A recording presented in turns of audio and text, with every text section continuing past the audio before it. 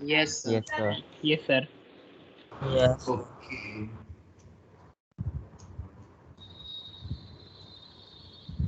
चलो तो स्टार्ट करते हैं हम।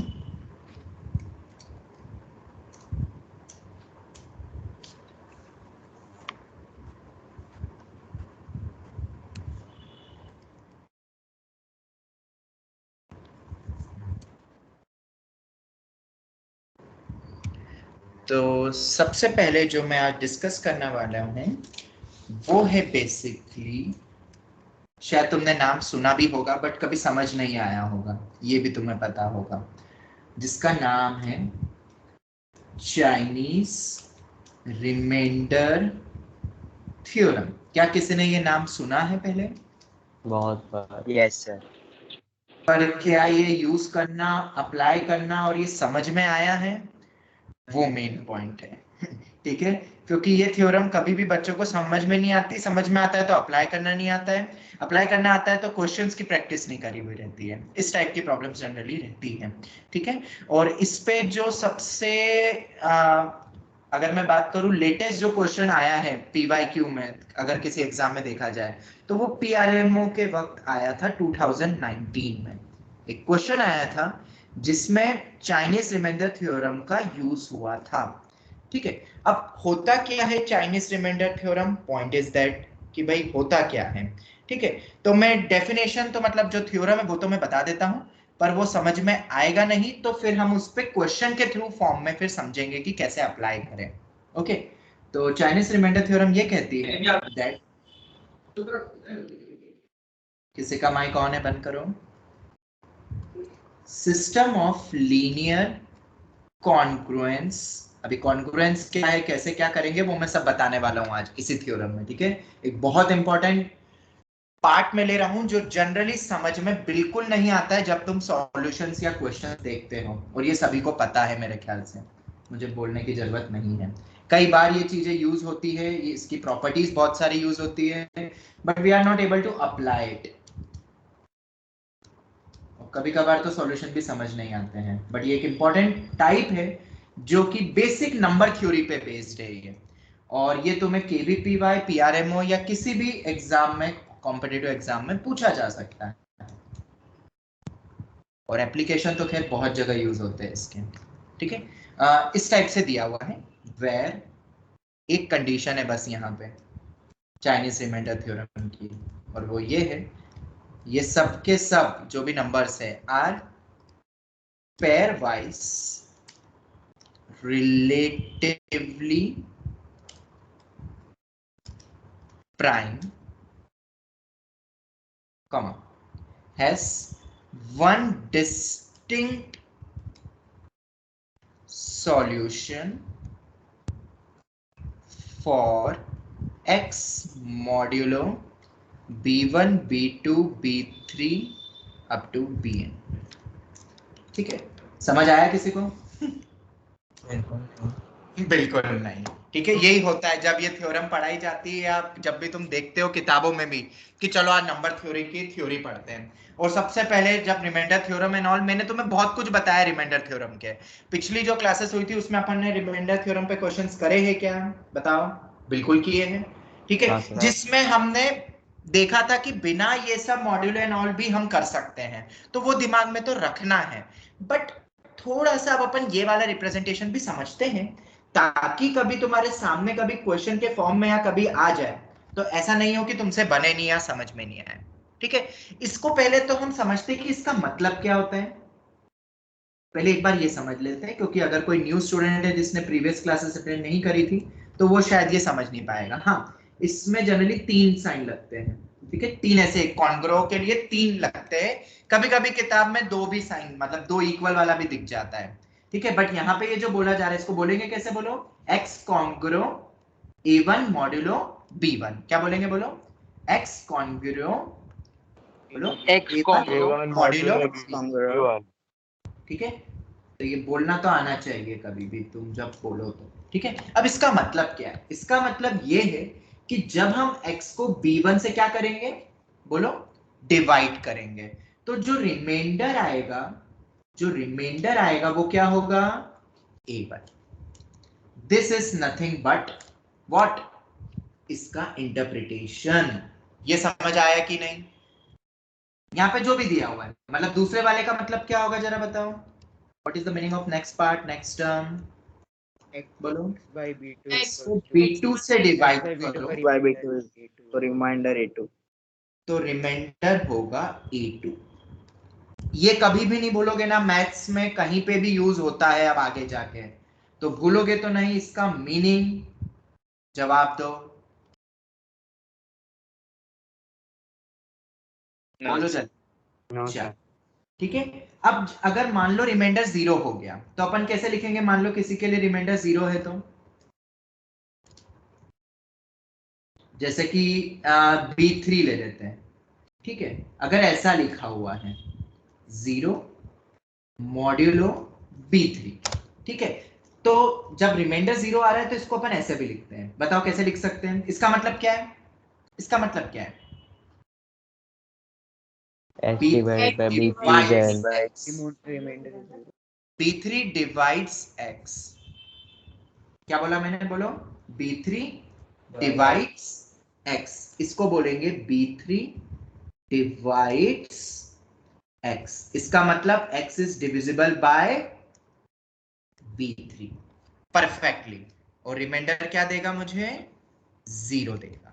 ये भी याद रखोगे, कभी भूलोगे तो नहीं। ये ऐसे लंबी सी लकीर लगाते हैं ऐसी, ठीक है। बोलो, any doubt anyone you can ask. ये सब टर्मिनोलॉजी या आखिरी बार बता रहा हूं, फिर मैं कभी नहीं बताऊंगा, और ये कई बार जेई में भी कई जगह पे यूज हो जाता है, ठीक है। क्लियर हो गया ये? बोलो जल्दी। Yes sir. चलो, तो अब चाइनीज रिमाइंडर थ्योरम क्या है और ये मीनिंग और ये पेयर वाइज और फिर डिस्टिंक्ट सॉल्यूशन एंड ऑल ये क्या है, तो हम इसको समझने के लिए ना एक क्वेश्चन पिकअप करते हैं, ठीक है। क्वेश्चन से चीजें और क्लियर होगी, क्योंकि हम जितने वेरिएबल में घूमेंगे उतने ही हम ज्यादा कंफ्यूज होते जाएंगे। तो बेटर मेरे लिए यही है कि हम एक एग्जांपल देखें, ठीक है, और फिर क्वेश्चन के फॉर्म में ही मैं तुम्हें बताता हूं और करते हैं अपन। मैंने लिखा है x कॉन्ग्रो 2 मॉड्यूलो 3।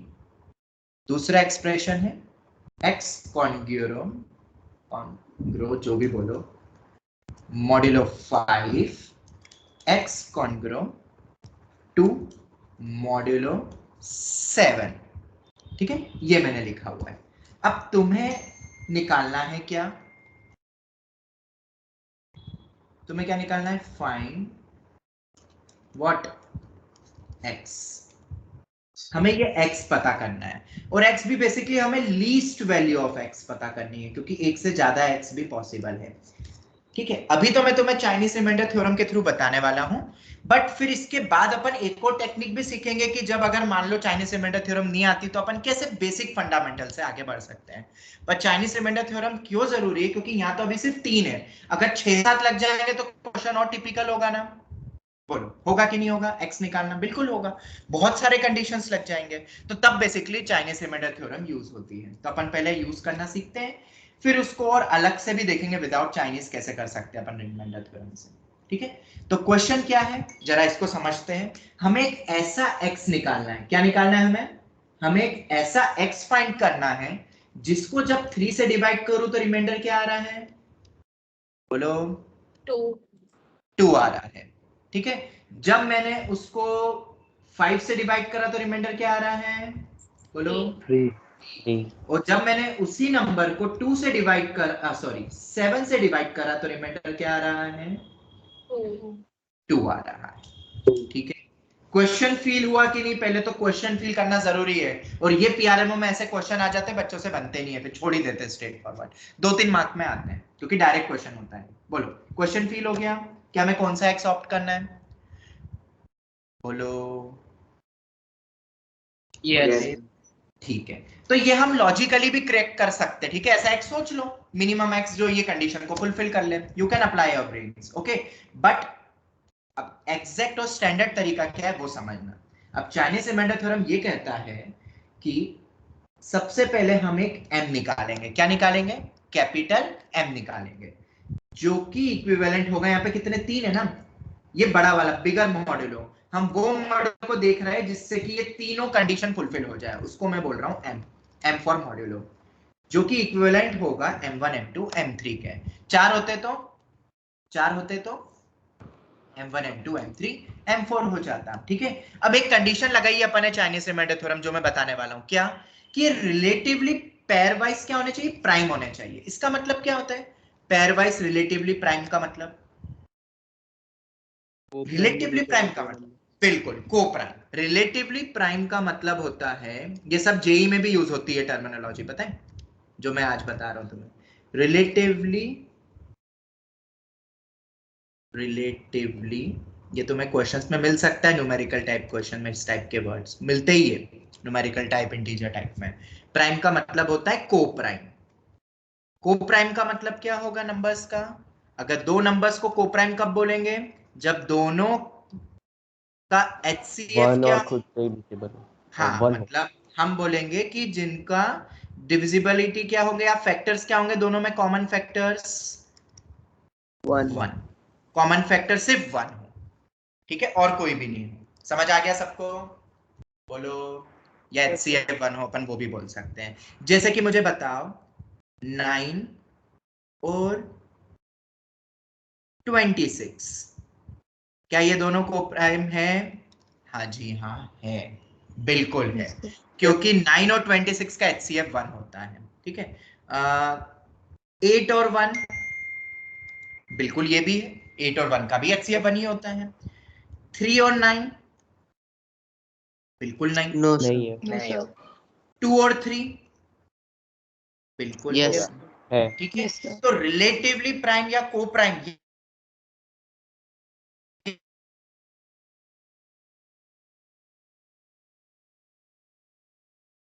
बोलो समझ जाओगे ना। हमेशा मैथ्स में हम एक एक चीज को बहुत डिटेल में समझ रहे हैं, बहुत डिटेल में समझ रहे हैं आज की क्लास में, नंबर थ्योरी के जो जो बेसिक बेसिक पॉइंट्स होते हैं। बोलो इज दैट क्लियर, यस और नो, जवाब दो। Yes. चलो आगे बढ़े। चलो तो अपन ये m निकालते हैं। m क्या होगा, ये क्या पहले चेक करो, क्या 3 5 5 7 3 7 सभी पेयरिंग्स दो दो को लेते जाना है पेयर वाइज, क्या ये सभी को प्राइम नंबर्स है? बोलो Yes, sir. बिल्कुल है को प्राइम। तो m कितना हो जाएगा, आप जरा बताओ, सब कंडीशन फुलफिल हो गई है। 3 into 5 into 7 कितना हो गया? सर अगर को प्राइम नहीं होगा तो नहीं लग सकता, फिर कुछ और सोचो, मैं और भी टेक्निक्स एंड ऑल बताने वाला हूँ। ठीक है, कंडीशन मैंने तुम्हें बता दी है। चाइनीज रिमाइंडर कोई भी थ्योरम या हर चीज का कुछ ना कुछ तो कंडीशन होता ही है। ठीक है, चलो तो 105 ही आ रहा है ना, एक बार चेक कर लो। बिल्कुल आ रहा है 105। ठीक है, अब इसके बाद यस सर। ठीक है, अब सुनना ध्यान से। हम कुछ और टर्मिनोलॉजी में यूज कर रहा हूँ। हाँ पहले तो मैं इसको बता दूं कि ये जो है इसको मैं बोल रहा हूँ M1, इसको मैं बोल रहा हूँ M2 और इसको मैं क्या बोल रहा हूँ, बोलो M3। ठीक है, अब इसके बाद नेक्स्ट पॉइंट आएगा। ठीक है, कैपिटल M1 निकालना है। क्या निकालना है हमें? आप कैपिटल M1। कैपिटल M1 क्या होता है, कैपिटल M अपॉन में स्मॉल m1। कैपिटल M2 क्या होगा, capital M upon small m2। ये टेक्निक है, हमें इसके प्रूफ पे जाना नहीं है। कैपिटल M अपॉन M3, जरा वैल्यूज बता दो जल्दी से। M1 35, M2 35 21 और M3 21 और ये 15। ये स्टेप भी याद रखोगे? Yes, sir. बोलो ठीक है, ये याद रखना। अब ये क्या है वैल्यूज और इसको कैसे यूज करना है वो सुनना। नेक्स्ट पॉइंट, फर्स्ट स्टेप थी ये, सेकंड स्टेप थी ये, अब थर्ड स्टेप, और उसके पहले अपना अंडरस्टैंडिंग था क्वेश्चन का। अब पहले जो अपना 35 आया है, ठीक है, 35 में हम और क्या मल्टीप्लाई करें, ध्यान से सुनना, कि रिमाइंडर मुझे मिले जब मैं डिवाइड करता हूं, किससे डिवाइड कर रहा हूं, पहला 3 से करना ना, ठीक है, तो रिमाइंडर क्या आना चाहिए, 1 आना चाहिए। सबके रिमाइंडर सेम करने वाला हूं। मॉड्यूलो 35 में और क्या मल्टीप्लाई करूं, रिमाइंडर है जब मैं पहले 30 से जब डिवाइड करूं। उसके बाद 21 इंटू y2, दूसरा मैंने करस्पॉन्डिंगली y2 लिया। क्या मल्टीप्लाई करूं मैं, जिससे कि जब मैं 5 से डिवाइड करूं, दूसरा 5 है ना m2 के रिस्पेक्ट में, रिमाइंडर 1 है, और तीसरा है 15। 15 में मैं क्या मल्टीप्लाई करूं, कि मुझे रिमाइंडर बना है, मॉड्यूलो कौन सा है 7। चल अब इसके बाद की थ्योरी आगे बढ़ती है। ये स्टेप समझ में आई? बहुत ध्यान से समझना, फिर और भी अपन प्रैक्टिस, तुम बोलोगे मैं 2-4 क्वेश्चन दे दूंगा, ट्राई कर लेना। एक बार समझ में आ जाएगा ना तो विद इन 1 मिनट तुम क्वेश्चन कर लोगे। फिर बस स्टेप्स याद रखनी है चाइनीज रिमाइंडर थ्योरम के लिए। बोलो any doubt till here? Any doubt till here? Sir यहाँ पे y1, y2, y3 वो सब हमने अज्यूम किए हैं। हाँ, हमने अज्यूम करें, हम ऐसा कुछ मल्टीप्लाई करेंगे इन नंबर्स में कि हमेशा तीनों से डिवाइड करने से रिमाइंडर बनी है। अपन एक कॉमन यूनिट लाना चाह रहे हैं ना, हम ऐसा एक्स ढूंढ रहे हैं जो कि ये तीनों कंडीशन फुलफिल करे। अब अलग अलग रिमाइंडर दे रहा है, अलग अलग नंबर से मल्टीप्लाई कर रहे हैं तो हम नहीं कर पाएंगे। हम वहां पे एक यूनिक पॉइंट लाना चाहते हैं, मतलब सेम रिमाइंडर लाना चाहते हैं। उसी के लिए पूरी प्रॉपर्टी और थ्योरम चलती है। ठीक है? Yes sir. सर वो y3 हुआ ना आखिरी में? हाँ, y3 उसको y3 कर दो। ठीक है? अब देखो बहुत सारी ना कॉन्गरो की प्रॉपर्टीज होती है, मैंने तुम्हें पढ़ाई नहीं, जरूरत भी नहीं है। हमने जो पिछली क्लासेस में रिमाइंडर थ्योरम बताई है वही कॉन्गरो और मॉड्यूलो की प्रॉपर्टी होती है। सुनना ध्यान से। क्या ये सभी बच्चों को पता है कि remainder is a productive property, additive property, subtractive property? ठीक है, याद है सबको? जैसे कि 30 को अगर मुझे 6 रुको थोड़ा बड़ा नंबर ले लो, 120 को मुझे 7 से डिवाइड करना है तो रिमाइंडर कितना आएगा बताओ? एक बार मैं रिकॉल करवा रहा हूं जल्दी से, रिमाइंडर बताओ कितना आ रहा है? 7 बन जा 7, 8 रिमाइंडर बना रहे हैं। ठीक है, एक और भी तरीका है। अब देखो ये तो सबको पता है रिमाइंडर बनाया। अब प्रॉपर्टी क्या कहती है रिमाइंडर थ्योरम की कि मैं 120 को ऐसा लिख सकता हूँ 40 इंटू 3 करके? बोलो। बिल्कुल लिख सकता हूँ। तो इन दोनों से करस्पॉन्डिंगली जो भी रिमाइंडर आएगा दोनों का, प्रोडक्टिव प्रॉपर्टी मतलब अलग अलग मल्टीप्लिकेशन में तो हर एक से रिमाइंडर निकाल के मल्टीप्लाई कर दो। तो पहले से करेंगे तो कितना आएगा रिमाइंडर बोलो? 5, और 3 को 7 से डिवाइड करेंगे तो रिमाइंडर 3 आएगा। फिर इन दोनों को मल्टीप्लाई कर दो, जो भी नंबर आए ना उन दोनों को मल्टीप्लाई कर दो रिमाइंडर को, तो कितना आ गया 15। अब 15 तो 7 से बड़ा हो गया, 7 या 7 से बड़ा तो कभी रिमाइंडर होता नहीं है, तो उसको फिर से डिवाइड कर दो। अब कितना आ रहा है रिमाइंडर? 1 आ रहा है। इसी को कहते हैं प्रोडक्टिव प्रॉपर्टी एंड ऑल। और ये हम कॉन्गरो में कैसे आसानी से लिख सकते हैं, देखो ध्यान से देखना। एक जादू दिखेगा आप तुम्हें, तुमने किताबों में भी देखा होगा। जब मैं 3 को यहाँ पे प्रोडक्टिव प्रॉपर्टी है, मतलब इन दोनों को इंडिविजुअल मल्टीप्लाई करके रिमाइंडर निकाल के मल्टीप्लाई कर दूं, रिमाइंडर 1 ढूंढ लूं, यस और नो? ऐसा कर सकता हूं? इंडिविजुअल 3 से डिवाइड करके मल्टीप्लाई कर दूं रिमाइंडर्स को, जो अभी बताया 120 में। कर सकते हैं? Yes sir. तो 35 को 3 से डिवाइड करो, रिमाइंडर बताओ। 35 को, और वो भी कितना आ रहा है? 2 आ रहा है। 2 ठीक है, तो 2 आ रहा है, मतलब 35 को जब हमने डिवाइड करा तो 2 आ रहा है। तो क्या अपन पहले वाली जो लाइन है उसको 2 बाय 1 मॉड्यूलो 1 मॉड्यूलो कॉन्गरू 1 मॉड्यूलो। आवाज कट रही है? एक minute, yes sir. Yes sir lag हो रहा है। एक मिनट रुको। अरे हाँ, मैंने घर का नेट,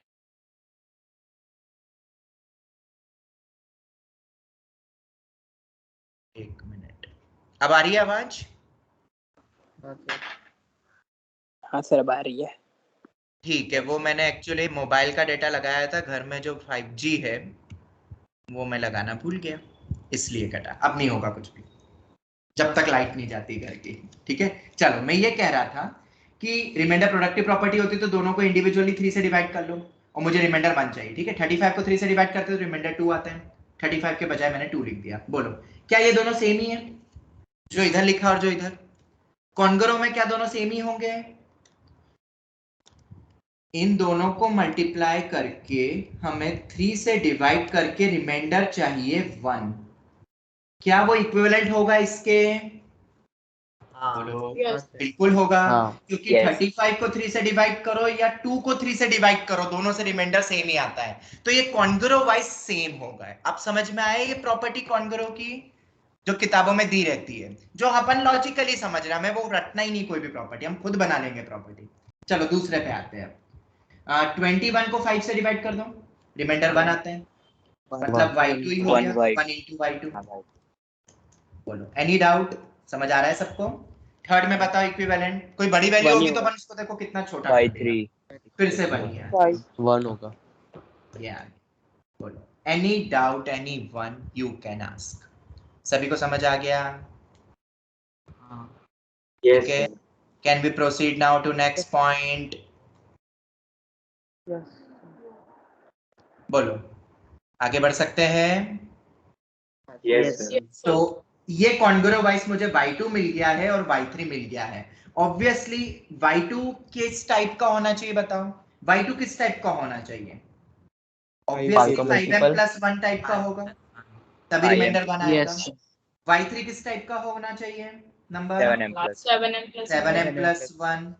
और इधर ये 2y1 है, कोई बात नहीं, लोड नहीं लेना है।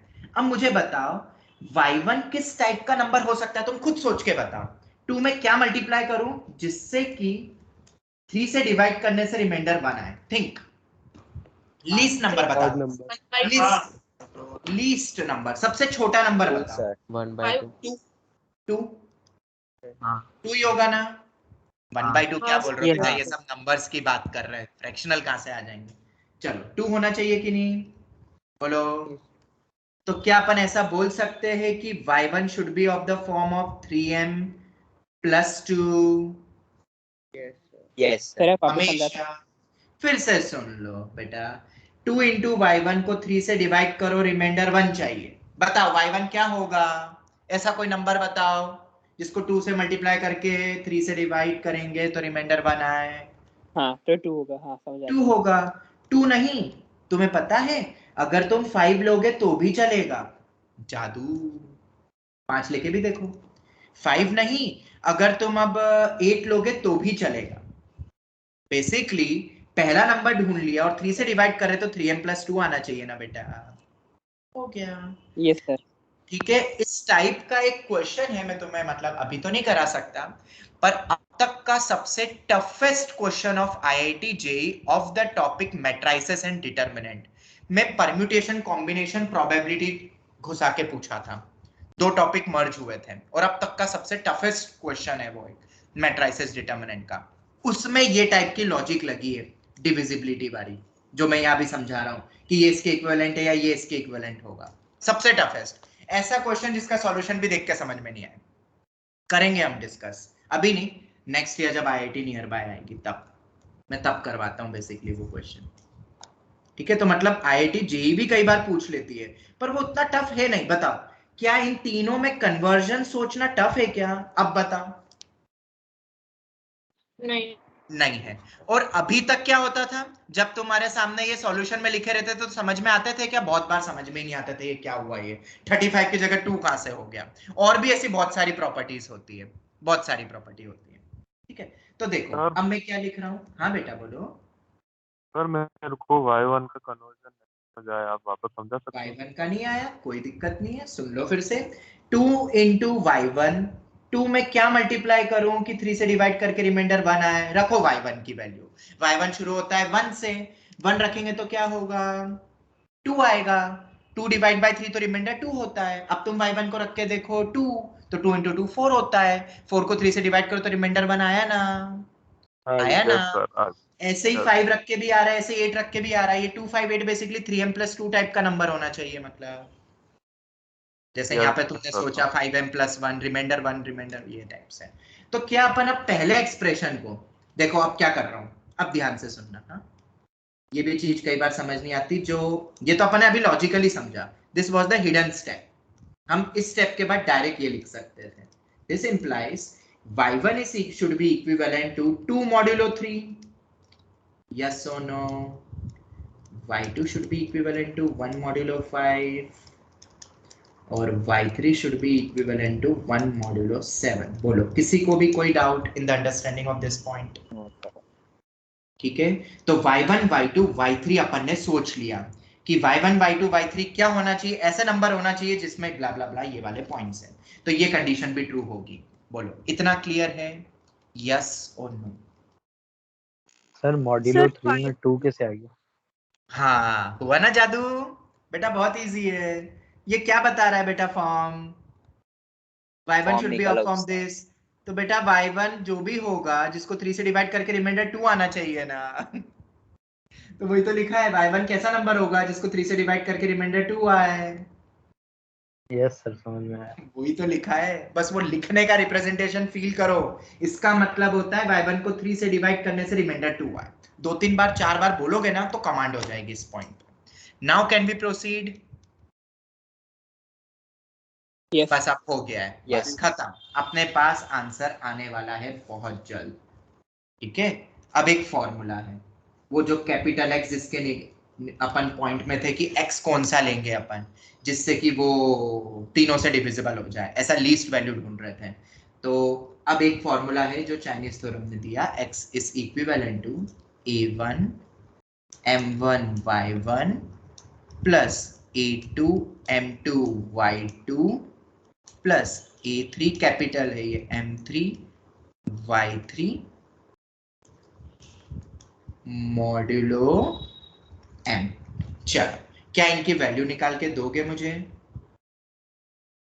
ये कैपिटल है सब, ठीक है, ये इसकी वैल्यू निकाल के दोगे। अब रिमेंबर, अगर 4 होते तो खुद बना सकते हो ना, 4 के लिए भी सेम। Yes sir.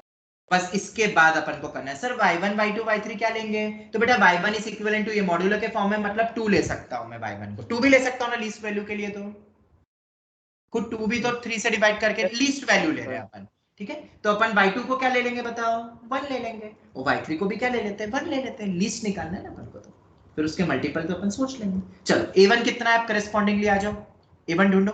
a1 क्या माना था अपन ने? हाँ a1 तो आपने सर बताया नहीं, कहीं पे भी बताया है क्या? हाँ ये रहा। हाँ सर वो 2 वो जो रिमाइंडर आ रहा है उसको अपन ने बोला था a1, उसी को कहा था ना। हाँ उसी सर को उसी को पाया। चलो, तो a1 अपना सबसे पहला क्या था रिमाइंडर? सबसे पहला रिमाइंडर 2 था, 2 3 और 2 ये था ना, 2 3 और 2। तो यहाँ पे लिखो 2। m1 कितना है? कैपिटल m1 फर्स्ट के रिस्पेक्ट में 35। ठीक है, ये टफ पॉइंट है, ठीक है, ये टफ पार्ट है। मैं फिर कह रहा हूँ, जो समझ गया बहुत अच्छी बात है। मैं जनरली ये पढ़ाता ही नहीं हूँ थ्योरम, बोल देता हूँ छोड़ दो। पहली बार मैंने खुद ने भी हिम्मत करी है समझाने की। ओके, y1 बताओ, y1 बताओ किसके करेस्पॉन्डिंगली मान लो? मिनिमम के लिए 2 मान लो। 2 मान चलो वेरी गुड, बिल्कुल सही बोला। तो ऐसे सिमिलरली a2 बताओ अब क्या था? 3 into 3 5 है 3 3 into 5 21 into बेटा 3 था कि 5 था? सर 3 था सर 3 था। 3 सर था। 3 था into 21 into 1 3 into 21 into 1 3 into 21 into 1 into 1 into 1 plus आखिरी वाला बोलो 2 into 2 15 into into 15 into 1 2 into 15 into 1 2 into 15 into 1। बताओ तो नहीं ना कहाँ से लिखे ये नंबर्स? फील हो गया ना? हाँ यस सर। Modulo m। और कैपिटल M मतलब क्या हो गया? मॉड्यूलो वो तीनों को मल्टीप्लाई, वो m क्या? 105 105। ठीक है, चलो तो ये वैल्यू निकाल दो, बस अपन पहुंच गए। अब ये वैल्यू बताओ कितनी आ रही है? Sir 233 233 modulo 105। अपन लीस्ट ढूंढ रहे थे, तो ये रिमाइंडर तो बड़ा आ गया। रिमाइंडर बड़ा आता तो अपन, मैंने क्या बोला था, फिर से क्या कर दो? डिवाइड कर दो। तो कितना आएगा बेटा? 233 को 105 से डिवाइड करते हैं तो 105 into 2 करो, 3 आएगा 128 कितना आ रहा है? 23 23। बिल्कुल सर, 23 मॉड्यूलो 105। ऐसा भी लिख सकता हूँ ना? बिल्कुल लिख सकता हूँ। और मुझे नंबर क्या मिला? को किससे डिवाइड करना है? बेटा ये रिमाइंडर होता है ना बेटा, इसका मतलब क्या होता है? What do you mean by this statement? x को जब अपन ने 105 से डिवाइड करा तो रिमाइंडर कितना आ रहा है? 233। पर 233 तो बड़ा है 105 से, तो अपन फिर से डिवाइड कर देंगे। रिमाइंडर हमेशा छोटा होता है ना नंबर से।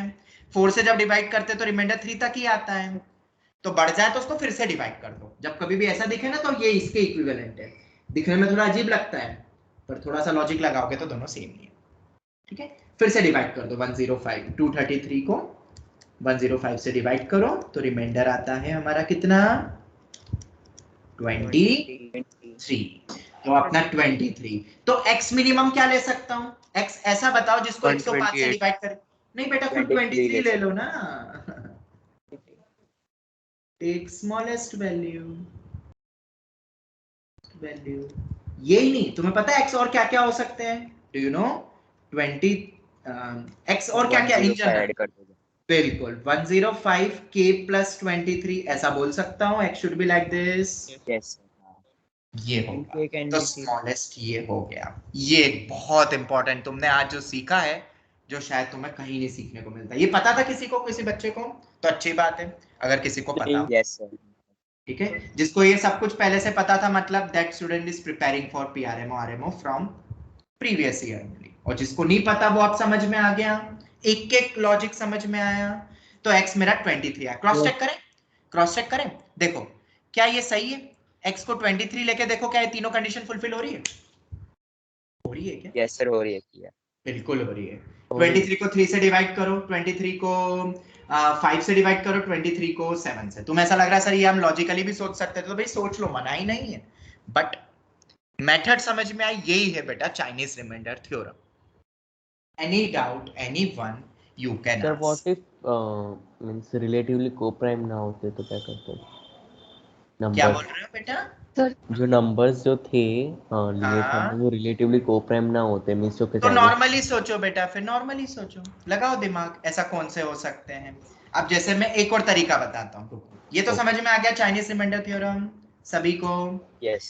ठीक है, रिकॉर्डिंग और क्वेश्चन कहाँ मिलेंगे?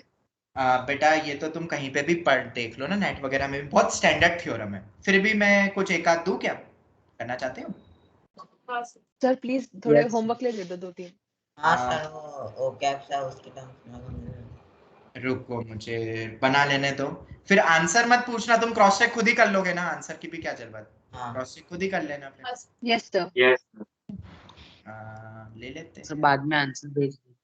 हाँ मतलब, और वैसे भी तुम खुद भी चेक कर लोगे यार, डिवाइड करके सबसे छोटा नंबर, कोई बहुत बड़ा वो नहीं है, मतलब टफ चीज नहीं है। ठीक है, चलो मैं एक देता हूँ, x कॉन्ग्रो 3 modulo 4 x कॉन्ग्रो 5 modulo 6 x कॉन्ग्रो 2 modulo 5। अगर यहाँ पे 3 के बजाय मैंने दे दिया होता, मान लो 9 दे दिया होता, x कॉन्ग्रो 9 मॉड्यूलो 4, तो बेटा 9 को क्या लिख देते फटाक से? 1 लिख देते पहले। समझ आया ना? रिमाइंडर 9 मतलब वही। ठीक है, ये दे दिया। ठीक है, स्मॉलेस्ट। हाँ बेटा बोलो। सर पर 4 और 6 कोप्राइम नहीं है। ओके, तो थोड़ा सा बदल देते हैं, यहाँ पे कर देते हैं अपन 7 कर दें। ओके अब तो हो जाएगा ना सेट? हाँ सर। हाँ Yes, बेटा। एग्जाम में टाइम होता है, एक करके क्रॉस चेक करके भी देख सकते हैं ना वैल्यूज को पुट करके। बेटा ये न्यूमेरिकल टाइप में आएगा, कभी ऑप्शन नहीं रहेंगे तुम्हारे सामने। सर पीआरएमओ की बात कर रहा हूँ। पीआरएमओ में बेटा न्यूमेरिकल इंटीजर टाइप क्वेश्चन आते हैं, तुम 00 से लेके 99 तक रखते रहना, और वो भी डायरेक्ट एक्स नहीं, फिर वो जो वैल्यू आएगी ना उससे रिलेटेड कोई दूसरा क्वेश्चन पूछेंगे बेटा। समझो जो मैं बता रहा हूँ, समझ रहे? वो जो चीज आती है वो क्या है, रिटन ट्रायल वे में तो कोई भी कर लेगा, 4th का भी बच्चा कर लेगा। ठीक है, चलो ये ट्राई करोगे खुद? Yes, sir. चलो जो पहले मैंने क्वेश्चन लिखा था ये ट्राई कर लेना तुम। ठीक है, ट्राई योरसेल्फ, मतलब ये तुम भी बना सकते हो, इसमें कुछ है नहीं क्वेश्चन बेटा, खुद बना बना के देख लो, और क्रॉस चेक भी खुद कर सकते हो। ठीक है, जो मैंने पहला दिया था और अभी क्रिश का पॉइंट था कि सर अगर ऐसा क्वेश्चन आ जाए तो क्या करेंगे? चाइनीज रिमाइंडर थ्योरम तो लग नहीं पाएगी फिर। क्या लिखा था मैंने पहले, जो गलती से लिख दिया था वही कर देते हैं। 6 और x कॉन्ग्रो 2 मॉड्यूलो 5। अगर ऐसा दे दे तो क्या होगा? ठीक है, चाइनीज रिमाइंडर थ्योरम तो बहुत बड़े बड़े एक्सप्रेशंस के लिए भी यूज होता है, और तुम्हें पता है एप्लीकेशन क्या है इस चीज का, जो तुम्हें केवीपीवाई में मिल सकता है, या केवीपीवाई में या आईआईटी जेईई में भी पूछ सकते हैं। जैसे कि मान लो तुम्हारे पास 100 चॉकलेट्स है, कितनी चॉकलेट्स है? 100, और 100 चॉकलेट्स नहीं देंगे वो, चॉकलेट्स कभी नहीं देंगे वो, दे देंगे टोटल तुम्हारे पास n चॉकलेट्स हैं। अब उन n चॉकलेट्स को 5 लोगों में डिवाइड करा। कितने लोगों में डिवाइड करा बेटा? 5 बच्चों में डिवाइड करा।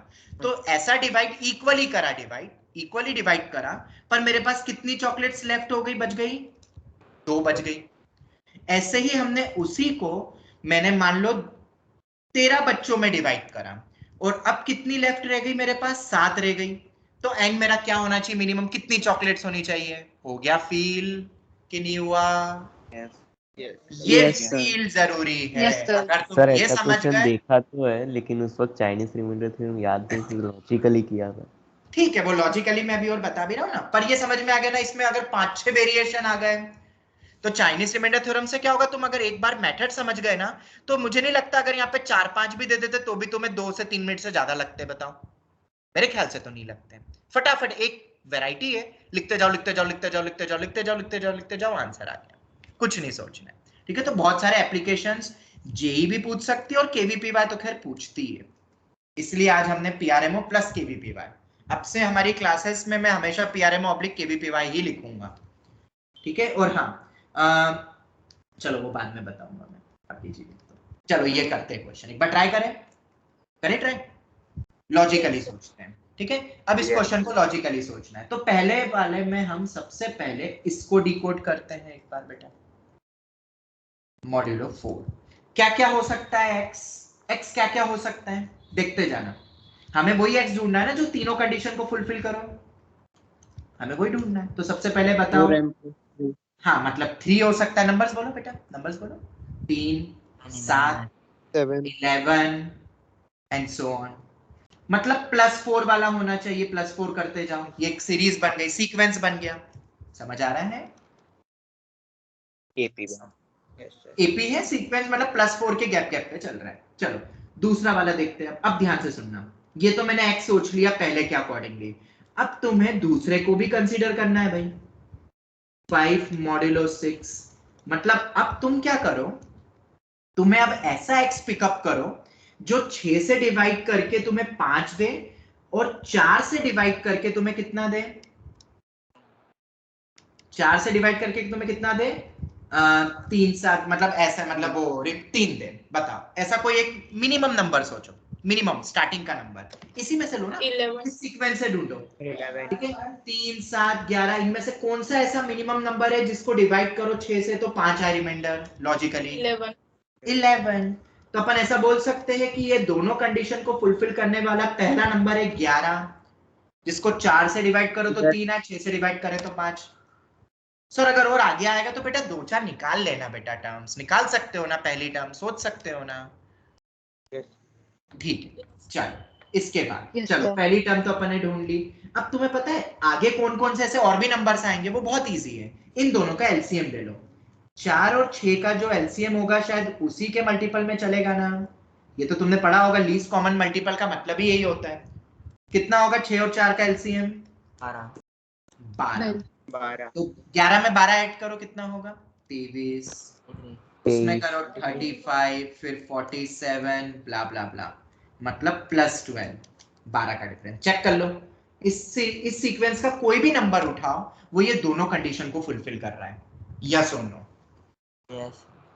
ठीक है, चलो ये हो गया। इसके बाद समझ आ गया ना, मतलब अब तुम्हें पहले दो कंडीशन का कोई मतलब नहीं, अब तुम्हें बस ये ध्यान में रखना है x किस टाइप के मेरे? इस टाइप के।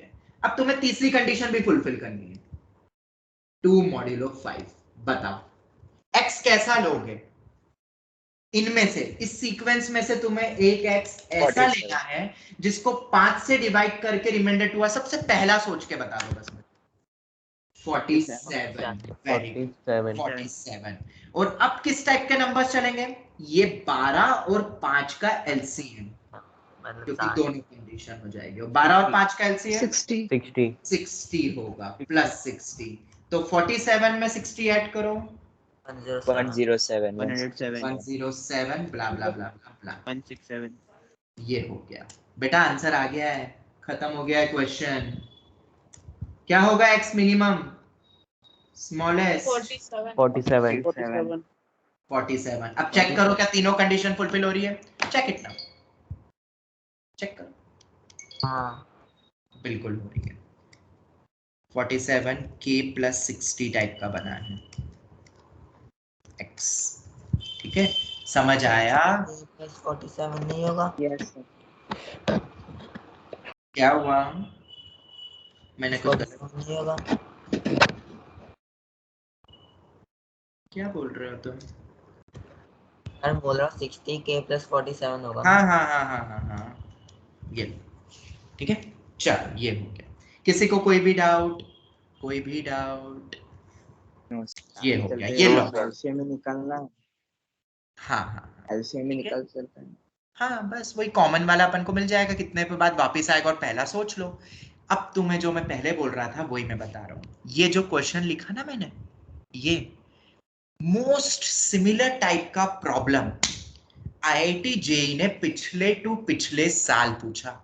Previous to previous year JEE advance ने एक बहुत ही बेहतरीन कॉम्प्रिहेंशन था कि single correct multiple correct, I didn't remember that thing, पर एक क्वेश्चन आया जिसमें ऐसे ही अलग अलग सीक्वेंसेस दिए हुए थे और लॉजिकली वो क्रैक करना था। सीक्वेंस सीरीज का वो आईआईटी जेई का क्वेश्चन था, ठीक है। मतलब ये चीजें यूज हो रही है।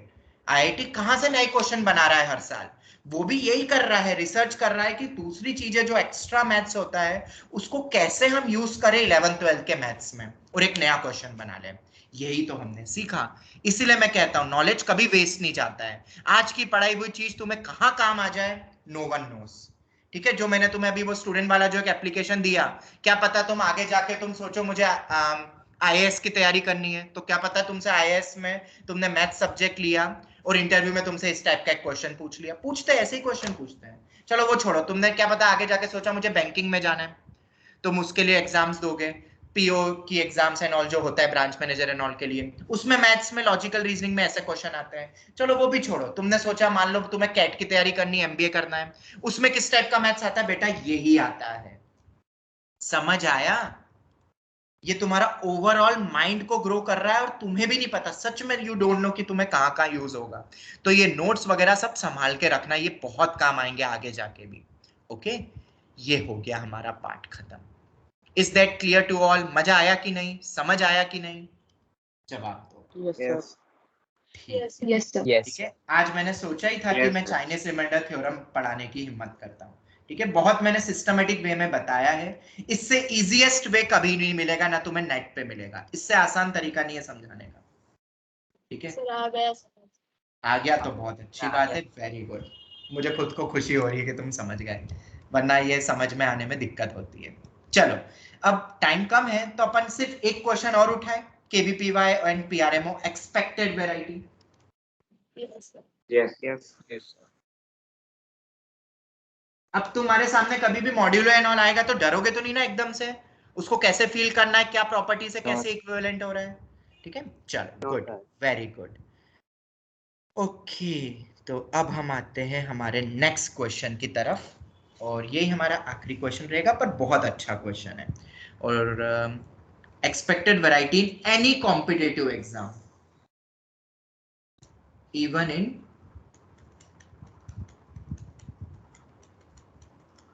आईआईटी जेई ऑल्सो या जेई में, ठीक है। मैं नंबर्स के तौर पे देता हूँ, जनरली मैं इसको समेशन एंड ऑल में लिखता हूँ। एक सेकंड, मैं दो तरीके से रिप्रेजेंट करूंगा। चलो क्वेश्चन, डरना मत बस, जो डर गया मतलब गया काम से। ये वो क्वेश्चन है जो देख के डर जाते हैं बच्चे, जिससे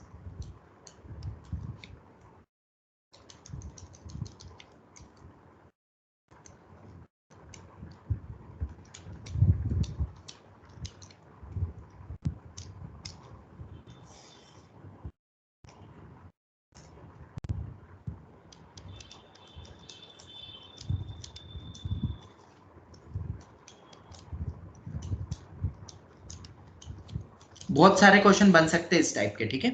मैं तुम्हें एक दे रहा हूं उनमें से,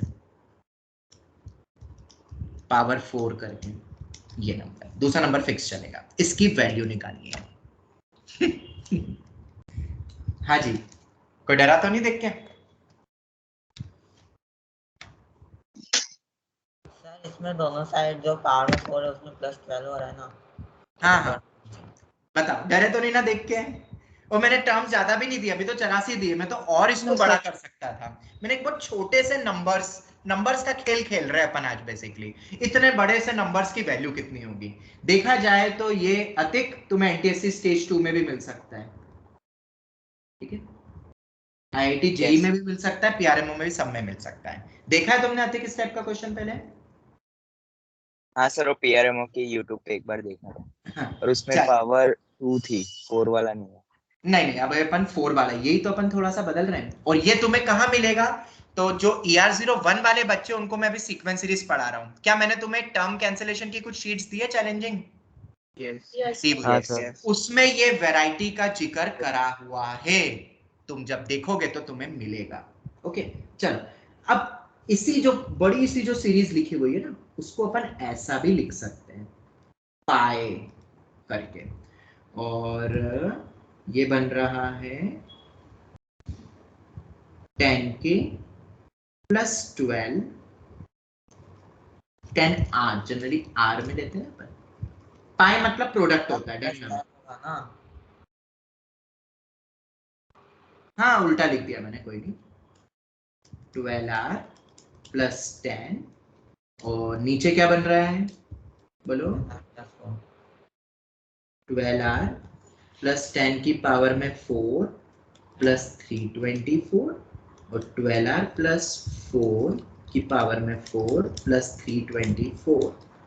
r मेरा शुरू हो रहा है 0 से, और एंड कहाँ होगा? एंड कहाँ होगा? कितनी टर्म्स है ये टोटल? 0 1 2 3 4, आखिरी में कितना होगा बताओ? 5 टर्म्स है ना? 4 पे हो रहा है क्या? देखो बिल्कुल 4 पे ही हो रहा है। और और देखो कैसे नंबर ऑफ टर्म्स 0 से लेके 4 जा रहा है, क्योंकि टर्म्स यहाँ पे 5 है। देखो 10 22 एंड ऑल अप टू 58। बहुत इजी है, ये एक एपी है जिसका कॉमन डिफरेंस मैं बोल रहा हूँ 12 है, तो एन निकाल सकते हो, 5 आएगा। यस मजा आया? ये एक रिप्रेजेंटेशन हो गया। बोलो कर सकते कि नहीं ऐसे रिप्रेजेंट? 4 पाए मतलब क्या 4 आ रहा है क्या? नहीं, एन तो यहाँ पे 5 आएगा ना टर्म्स, ये मेरी फर्स्ट टर्म है, हाँ, उसमें इक्वल टू 1 करके। ठीक है, एक और भी तरीका है, अगर इसी की जनरल टर्म बनानी हो तो इसकी जनरल टर्म कितनी होगी? a plus n minus 1 into D, 10 plus n minus 1 into 12, 10 plus 12n minus 12, मतलब 12n माइनस 2। बोलो ये भी बन रहा है ना?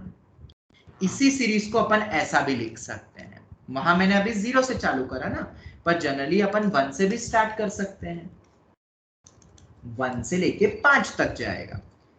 12r माइनस 2 की पावर में 4 प्लस 324 अपॉन, नीचे कितना होगा? अब नीचे का बताओ। -8 होगा। 12r माइनस 8, यही आ रहा है क्या? देखो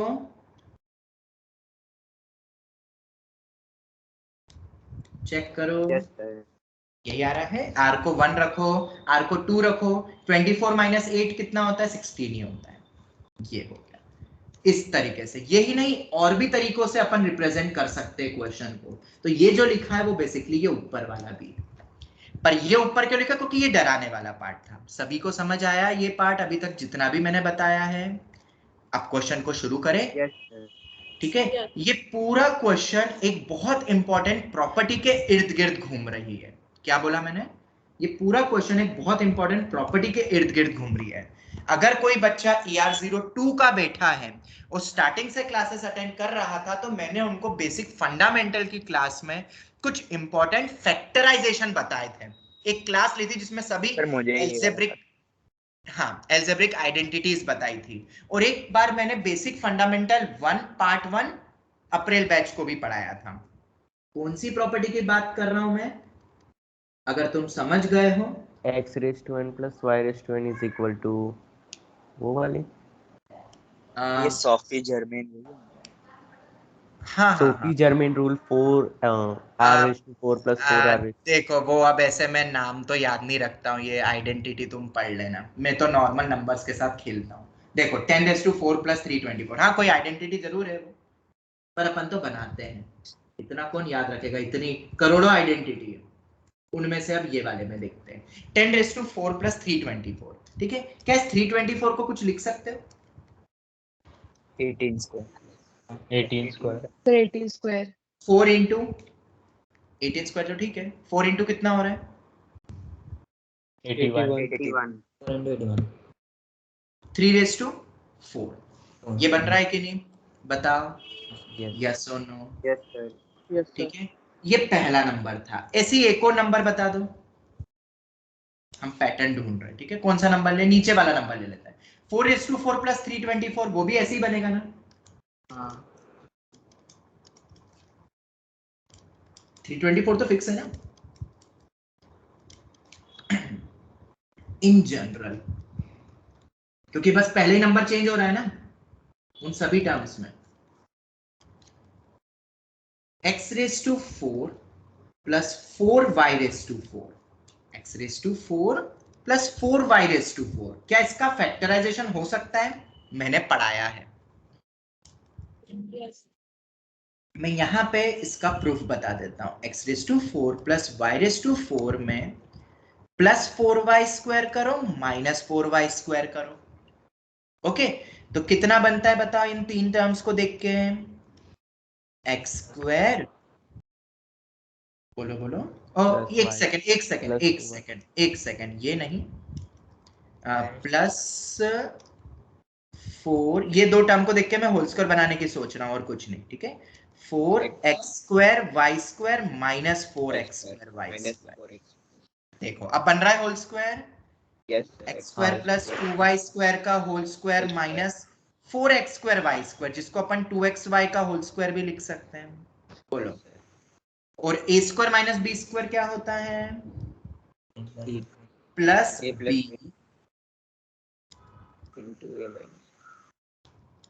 इंटू a माइनस b।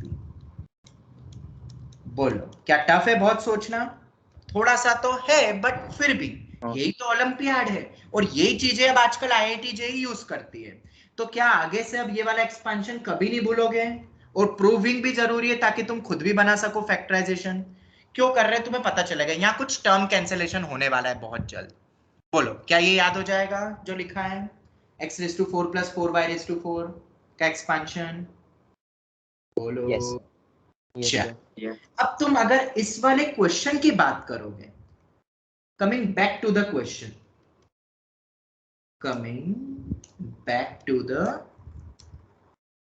थोड़े 5-10 मिनट एक्सटेंड हो जाएंगे इस क्वेश्चन में। ठीक है, चल जाएगा ना सबको? Coming back to question, no problem. Coming back to the question,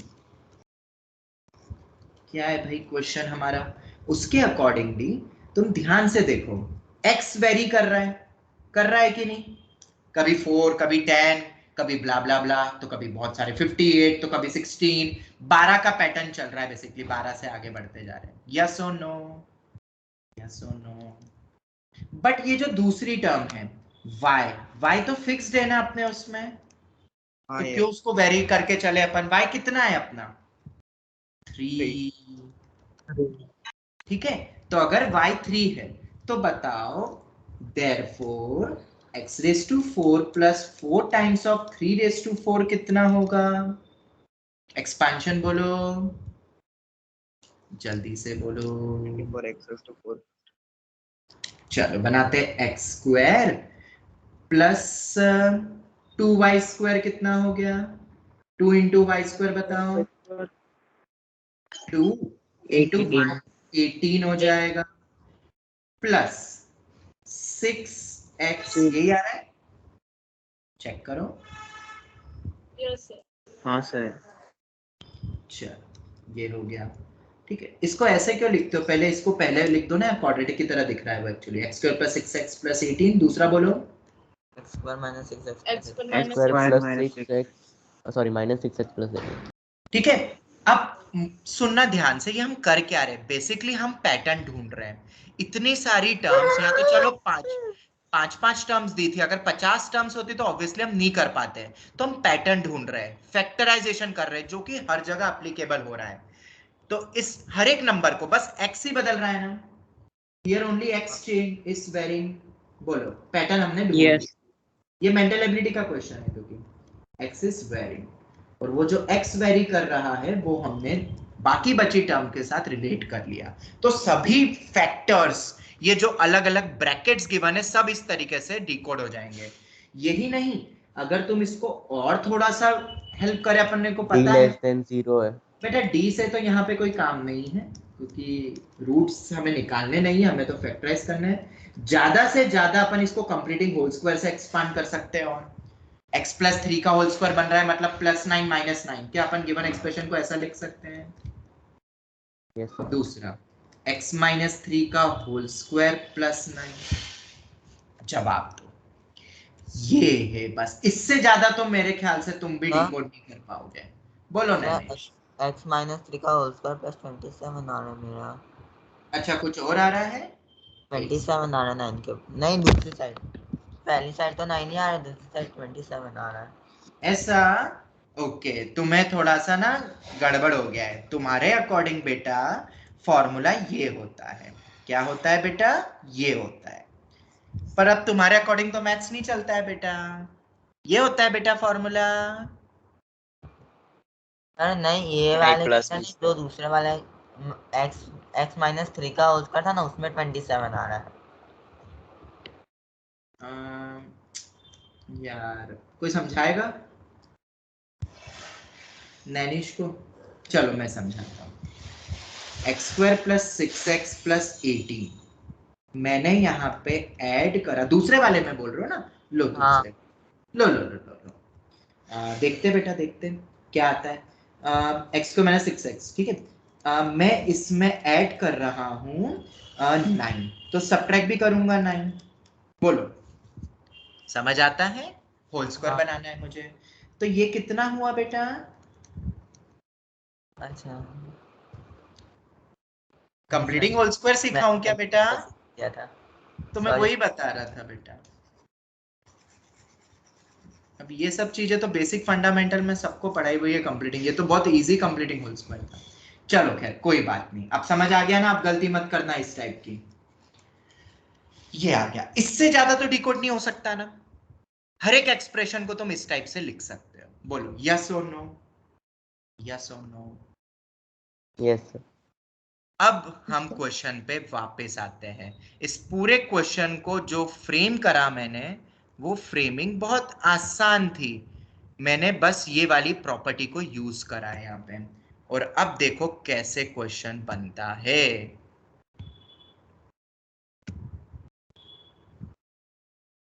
नहीं हुआ?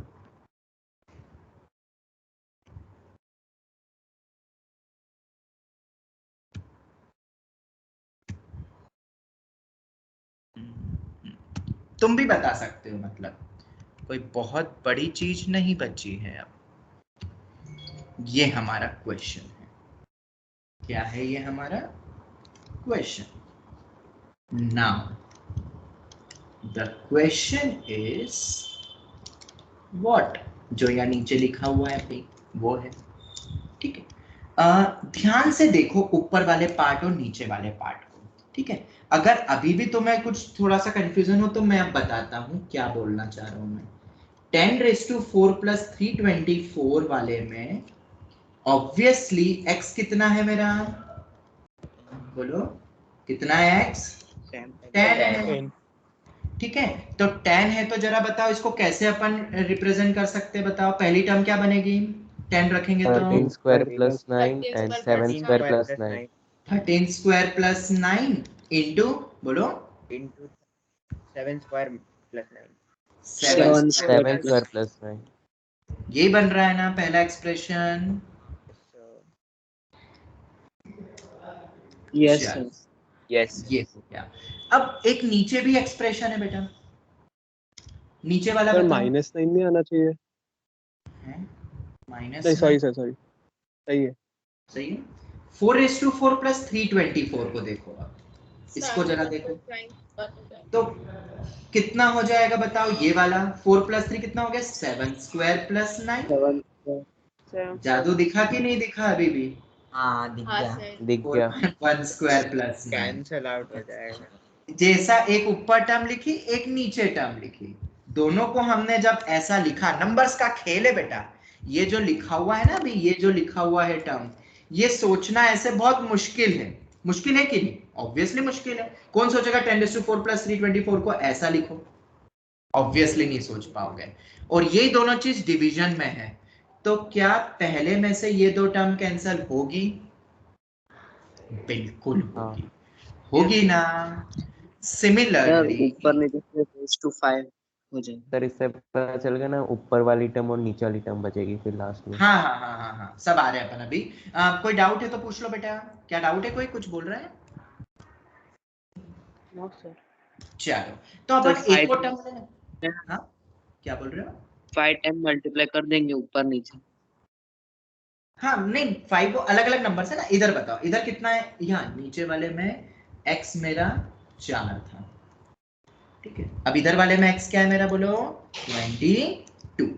चलो बताओ कितना होगा? एक और लिख के बता देता हूँ बस। 22 प्लस लगाओ ये फॉर्मूला बेटा, 22 + 3 25² + 9 25 स्क्वायर प्लस 9 और 22 - 3 19 19 स्क्वायर प्लस 9। ओके, नीचे कितना है? 16⁴ + 324, उसमें है हमारा x = 16। बेटा अब बताओ 19 square plus 9 19 square plus 9 into 13 square plus 9। अब मैं ज्यादा तो और नहीं लिखूंगा, एंड सो ऑन करके लिख दूं। अभी के लिए आखिरी टर्म देख लेंगे अभी जो भी चल रहा है पैटर्न। अब अगर तुम ध्यान से देखोगे तो ये जो कैंसिल हुआ, इधर भी एक कैंसिल हुआ, मतलब एक एक टर्म हमेशा ऊपर और नीचे से कैंसिल हो रही है। यस और नो? Yes sir. बट एक टर्म इधर भी कैंसिल हो रही है, 13 स्क्वायर प्लस 9। हाँ। अब देखो ध्यान से, मैंने जब दो टर्म लिखी तो इधर से बच गई एक टर्म। अब देखो इसके बाद का लिखूंगा तो ये कैंसिल होगा ना? ये होगा कि नहीं होगा कैंसिल? हो जाएगा। ओके यस सर हो जाएगा। बाय नेक्स्ट टर्म देख लो इधर, ये कैसे हुआ ना? 13 स्क्वायर प्लस 9 पैटर्न बना रहे ना अपन, ये होगा, फिर ऐसे कैंसिल होगा। मतलब इधर वाला प्लस वाला एक बच रहा है और ये वाला जो माइनस वाला है वो कैसे कैंसिल हो गया? वो तो ऊपर नीचे से कैंसिल हो गया। अगर तुम्हें पैटर्न समझ में आ गया है तो अपन सीधे आखिरी वाले पे आते हैं, लास्ट टर्म। लास्ट टर्म बस लिख के बता दो मुझे, लास्ट टर्म कैसी दिखेगी? लास्ट टर्म कितना है बेटा x मेरा? 62 का स्क्वायर प्लस 9 58 58 और 55 का स्क्वायर प्लस 9। ठीक है, 58 में +3 करूंगा तो कितना होगा? 61 61 स्क्वायर प्लस 9। 58 में से 3 गए तो कितना बचा? 55 स्क्वायर प्लस 9। नीचे कितना था बोलो? 52 था। 55 स्क्वायर प्लस 9 52 49 स्क्वायर प्लस 9। बोलो यस और नो? और जो अपना पैटर्न चल रहा है उसके अकॉर्डिंग ये और ये तो कैंसिल हो गया, और ये वाली जो टर्म है ये पिछले से कैंसिल हो गया है। यस और नो? ऊपर देखो, बाय प्रीवियस टर्म। यस और नो? तो और ये वाला कैंसिल नहीं हुआ पहला, क्योंकि ये तो आगे वाले से कैंसिल होने वाला था। तो इधर एक टर्म नीचे बची है और उधर करेस्पॉन्डिंगली एक टर्म ऊपर बची है, एक एक टर्म। देयरफॉर हमारा आंसर आ गया है 61 स्क्वायर प्लस 9/1 स्क्वायर प्लस 9। तो जरा बताओ 61 इंटू 61 कितना होता है? नीचे तो 10 है, बोलो निकालो। 3721 3721 प्लस 9 करूंगा तो 3730 आ रहा है क्या? Yes yes sir. तो आंसर कितना हो गया? 73 का। क्या ये न्यूमेरिकल टाइप में आ सकता है जेई में? क्या ये आ सकता है केवीपीवाई में? क्या ये आ सकता है न्यूमेरिकल टाइप में? बेटा सब में आ सकता है, पीआरएमओ में भी आ सकता है। था कि नहीं क्वेश्चन जबरदस्त? मैंने बहुत डिफरेंट वे से पढ़ाया है मैंने, क्योंकि ER1 ER2 बैच सभी बैठे हैं और उन्होंने बहुत कुछ अभी पढ़ा नहीं है, फिर भी शायद ये वो भी समझ गए होंगे। ER02 का कोई बच्चा बैठा है अभी भी? ER02 के बच्चे में से? चलो चलो गुड। तो मेरे ख्याल से ये जो अप्रोच और ये जो क्वेश्चन था, अब तुम वापस से रिकॉर्डिंग, वापस से लेक्चर तुम देख लेना, हमारी क्लास यहीं खत्म होगी। ज्यादा हम नहीं पढ़ेंगे, पर जो आज पढ़ा बेटा वो बहुत जगह एप्लीकेबल लगेगा और तुम्हें मजा आएगा जब ये एप्लीकेबल, ये जो थिंकिंग सोची दो में तोड़ना, ये जो इधर जो लिखा हुआ है ऐड सब्ट्रैक्ट करके, फिर कैसे उसको करा, फिर कैसे वो कंप्लीटिंग होल स्क्वायर जो हमने पढ़ा, तुम इससे भी डील कर सकते थे, पता है, इससे भी डील कर सकते थे। बट इससे अगर तुम डील करते ना तो उतना जल्दी पैटर्न नहीं खोज पाते, कैंसिलेशन फील नहीं होता। जैसे तुमने फटाफट यहाँ वैल्यू बोली ना, कैसे बोल पाए? कंप्लीटिंग होल स्क्वायर में फटाफट रख रख के। इधर कैलकुलेशन करनी पड़ती ना, फिर स्क्वायर करके, फिर ये ऐड, फिर सब्ट्रैक्ट, गड़बड़ हो जाती। ओके और इतने सारे टर्म्स को लेने के बजाय मैंने एक एक्स वेरिएबल लेके समझा, और पहले हमने एक्सपांड कैसे करा वो समझा। चलो तो सबको समझ आ गया आज की क्लास? आज की क्लास को समाप्त करते हैं हम अब यहीं। आगे फिर हम किसी दिन मिलेंगे और आगे कंटिन्यू करेंगे। नेक्स्ट क्लास में ज्योमेट्री पे लूंगा मोस्ट प्रोबेबली, या अगर बीच में कुछ ऐसा लगेगा कि कोई एक आध दो और इंपॉर्टेंट थ्योरम या कुछ है ऐसी तो वो देख लेंगे, वरना तो मोस्ट प्रोबेबली ज्योमेट्री उठाएंगे। ठीक है, ज्योमेट्री का जेई में उतना ज्यादा यूज नहीं होगा, बट हाँ कहाँ यूज होगा सबसे ज्यादा? केवीपीवाई और पीआरएमओ में यूज होगा, केवीपीवाई में भी। ठीक है, चलो तो आज की क्लास आई होप सो तुम्हें मजा आया होगा जितने बच्चे बैठे थे।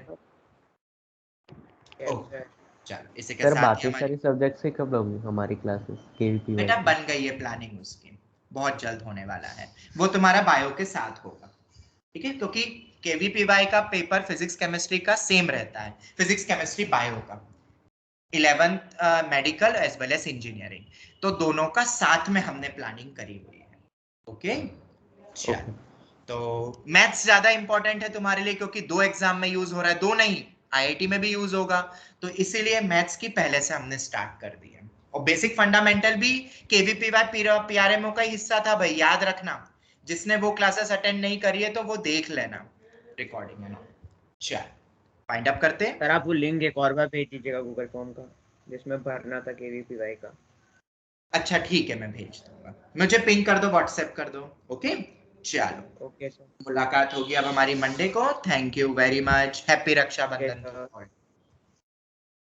Thank you sir.